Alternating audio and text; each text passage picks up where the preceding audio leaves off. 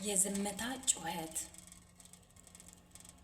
የዝምታ ጩኸት ለምሳሌ እኛ የመዳም ቅመሞች ስደት ላይ ያለ ነው በሙሉ የውስጣችንን ዝምታ የውስጣችንን ቁስል ለሰው አናወራም፣ ለሰው አንናገርም። ብንናገርም ምላሹ ምን ይሆን?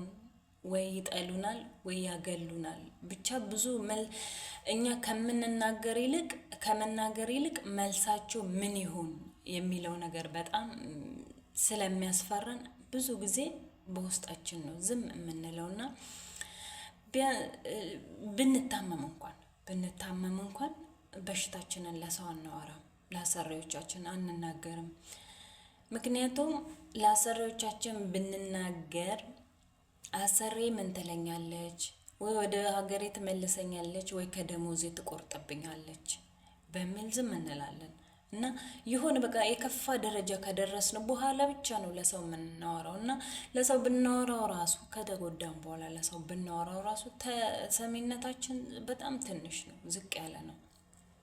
እና አንዳንድ ጊዜ ምንም ይሁን ምንም ለሰው ብናወራ ያው እኛ ለሰው አጠገባችን ሰው ባይኖርም አጠገባችን የቅርባችን ሰው ስልካችን ነው።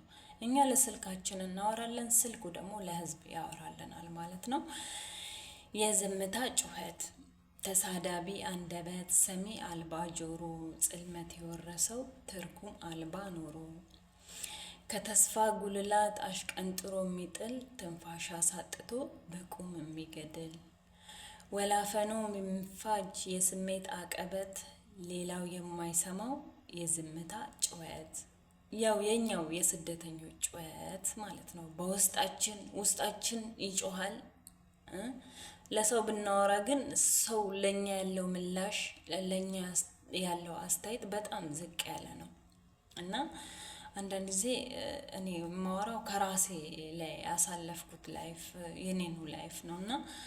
እና ውድ ፋሚሊዎቼ ብንታመም የሆነ ነገር ብንሆን ብናወራ ዝም ከምንል ለሰው ብናወራ በቃ ከብዙዎቹ ትንሹ ሊሰማን ወይም ሊረዳን በምንም ባይረዱን አስተያየት ለሰው ያለው ኮሜንት ራሱ ሰውን አይዞሽ በርቺ የሚለው ነገር ራሱ ለኛ ብርታት ነውና ከውስጣችን ያለውን ዝምታ ብናወጣ ብንናገር ባይነኝ። እኔ ውድ ፋሚሊዎች እና ወዳችኋለሁ።